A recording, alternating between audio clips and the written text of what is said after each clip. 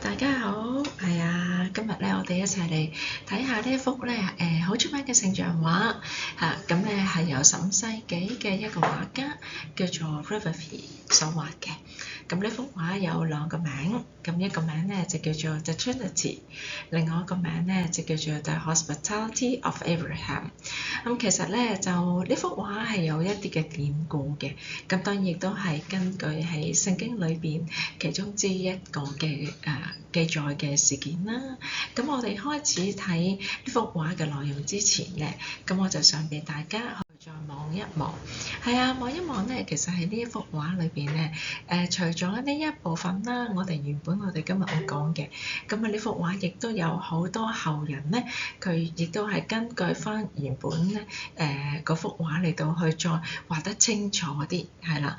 咁無論點咧，咁呢一個係可以俾我哋參考嘅，係啦。咁但係我主要咧，我就會根據呢一幅毛毛查查嘅呢幅嘅原作品咧嚟到去同大家去做少少嘅分享。咁睇之前，我哋望下經文先。經文係出自創世記18章1至5節。我呢度係用緊現代中文譯本2019年版，我試下讀俾大家聽。上主在萬里的聖樹那裡向亞伯拉罕顯現，那時正是白天最熱的時候。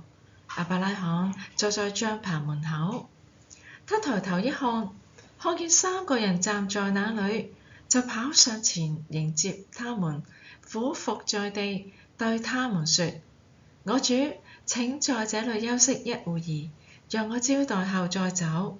我去拿水給你們洗腳，請在樹下休息。我去準備一碟食物給你們吃，吃了才有氣力繼續趕路。你們到我家來，請接受我的招待。他們回答：好，就照你說的做吧。好，我哋從經文裏邊咧知道，其實呢幅畫嘅背景原來咧係亞伯拉罕接待3位天使。咁所以咧，最初畫家 Raffaello 畫嘅時候咧，其實都係根據翻呢一個嘅典故㗎。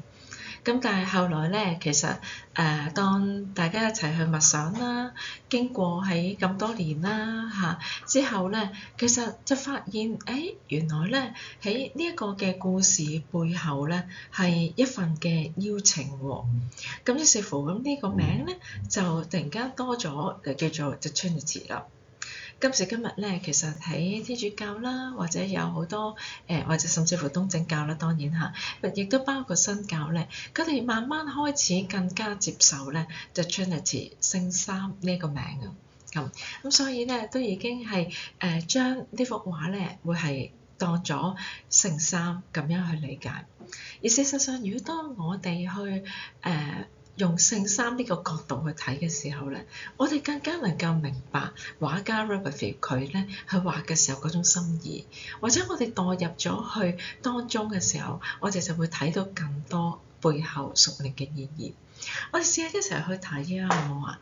嗱，憑住經文裏邊啦，或者我哋而家知道咧，喺畫嘅時候，原來講緊係聖父、聖子、聖靈嘅時候，咁我哋就睇下究竟邊個係聖父、聖子、聖靈咯喎。喺未睇之前咧，不如我又想請大家去望下呢幅畫，由你自己去估啊，好唔好啊？你估下究竟邊個係聖父，邊個係聖子，邊個係聖靈咧？我俾幾秒鐘時間大家。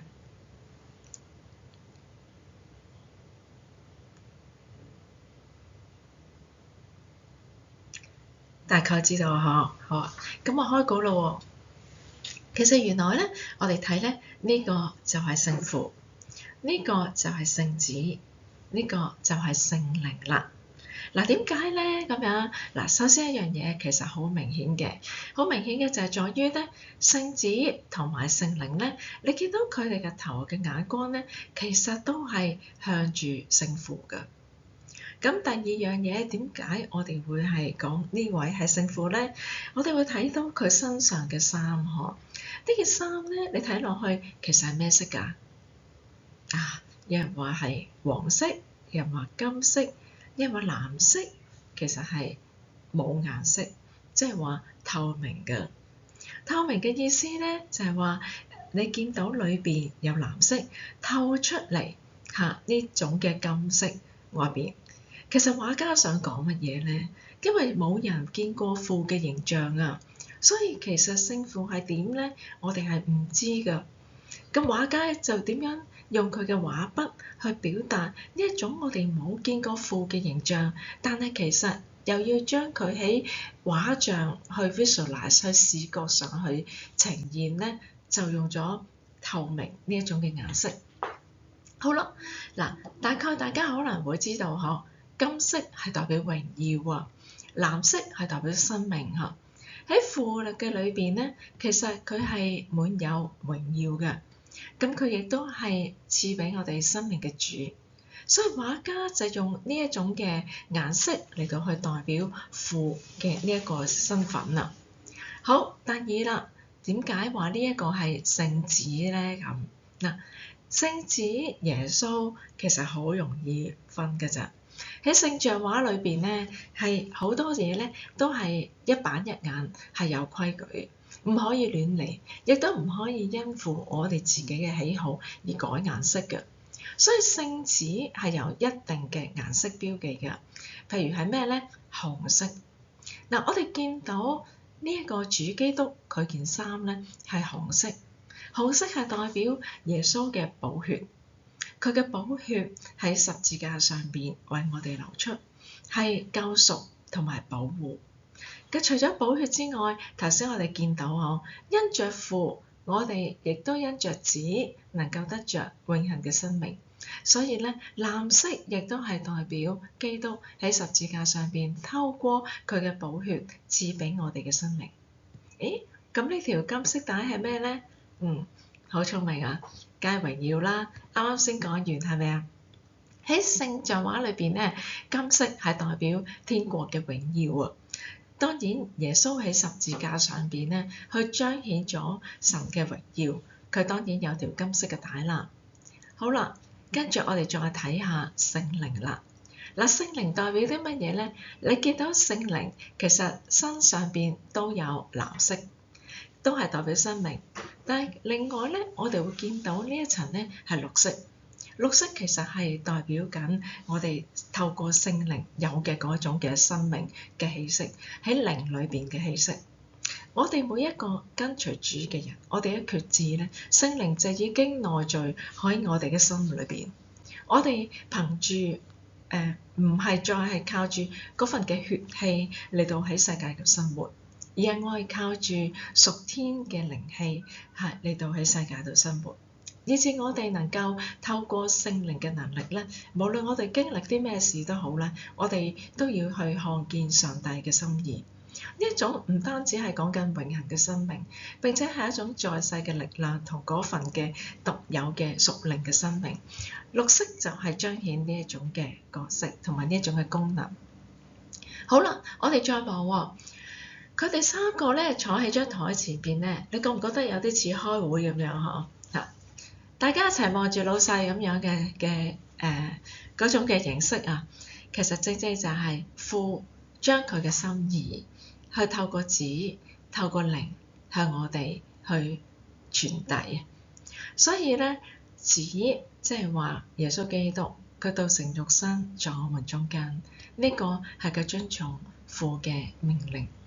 我哋喺客西馬尼園嘅禱告裏邊咧，耶穌好清楚地講咗，佢話唔好照我嘅心意，照你嘅心意，係照邊個嘅心意？係父嘅心意。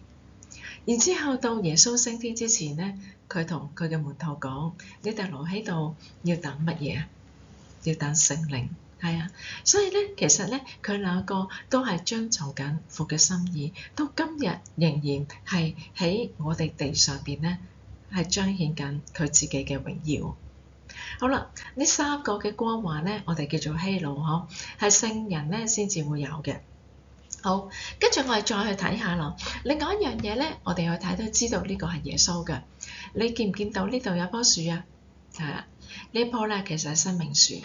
喺好多聖像畫裏邊嚟講咧，呢一棵生命樹咧一定要係喺基督嘅後邊。因為冇人唔能夠藉着佢咧嚟去到父嘅前邊啊。所以咧，基督係帶來生命，以致我哋透過佢能夠得着生命，上到天堂。邊度係天堂啊？呢一度我哋發覺咧，天堂嘅門咧其實係窄嘅，但係天堂咧一定係喺父嘅前邊，因為呢個係佢嘅地方。我哋藉着子，然之後到達父嘅面前，能夠進入永生喺個天堂嘅前邊。好啦，跟住我哋講下呢一度啊，呢個係咩嚟嘅咧？其實呢份係聖餐嚟嘅，聖餐上邊係有基督嘅肉同埋血。我哋點知道咧？你見唔見到呢個手勢啊？呢個手勢咧，其實係講緊耶穌祝福嘅手勢。如果我哋仲記得喺以馬忤斯嘅路上邊嘅時候，耶穌同嗰兩位諗住走嘅門徒咧，佢就施行聖餐，就係施行祝福。祝福唔單止係喺聖餐裏邊俾我哋食咗，就當係同佢連結咁簡單。更深嘅意義就喺嗰份嘅連結裏邊，我哋再一次係可以透過基督嘅寶血去洗淨我哋嘅罪，並且得着佢寶血嘅覆蓋，我哋可以有能力可以喺世界上邊去抗禦好多唔好嘅，或者係一個彎曲謬誤嘅世界裏邊，我哋能夠靠住耶穌咧，係有嗰份力量做一個無瑕疵嘅兒女。好啊，呢一幅畫裏邊咧，最重要嘅一個位置係喺邊度咧？喺呢幅畫裏邊最重要嘅位置，原來就係呢一個三角位。你覺唔覺得咧，佢哋個 setting 咧，好似係一啲飲食嘅節目啊？有個攝錄機喺前邊，係咪啊？跟住有三個人咧就喺度坐喺張台嗰度食飯咁樣嗬。咁前邊咧好怪有一個位咧嚇，咦？我嚟擺咩？擺攝影機啊？唔係啊，原來咧呢一幅畫呢一個位置係俾我同你坐嘅。畫家畫呢一幅畫咧，其實係想發出一個邀請。個邀請係要我哋進入三一上帝嘅裏邊。點解啊？因為我哋要領受從佢而嚟嘅祝福，我哋要領受從佢而嚟嘅呼召，我哋要領受從佢而嚟嗰份嘅連結。呢個位置唔係俾任何人，係俾我同你，係俾每一個企喺呢幅畫面前望住佢嘅人，係發出嗰份嘅邀請。你願唔願意進入去呢一份嘅邀請嘅裏邊呢？我哋睇完呢一幅畫，唔係淨係停喺頭腦上邊識得解咁簡單。當我哋知道畫家嘅心意，我哋知道三一上帝對我哋發出嘅邀請嘅時候，我哋試下俾少少時間自己喺一個神聖嘅空間裏邊，發揮你嘅想像力去進入呢一個嘅筵席裏邊。你試下睇下，今日你領受咗上帝對你發出嘅乜嘢邀請同埋呼召呢？你可以問下神，究竟今日你要我去做嘅係乜嘢呢？喺嗰度要有上帝與你嘅同在，以致你能夠望住佢，忠心緊緊咁樣跟住佢，讓佢同你一齊同行。我哋試下俾啲時間自己，試下進入呢一幅畫裏邊。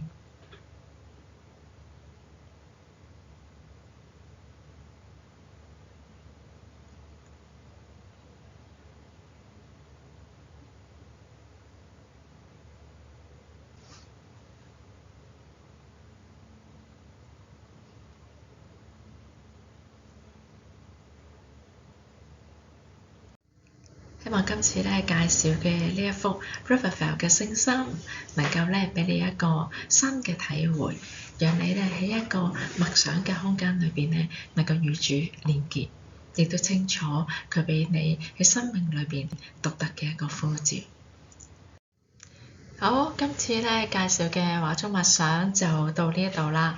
咁如果大家想參考下其他資料嘅，你不妨可以上我哋嘅 Facebook page 啦，同埋呢個 website 係啦，呢度咧都有一啲嘅網址去俾大家介紹。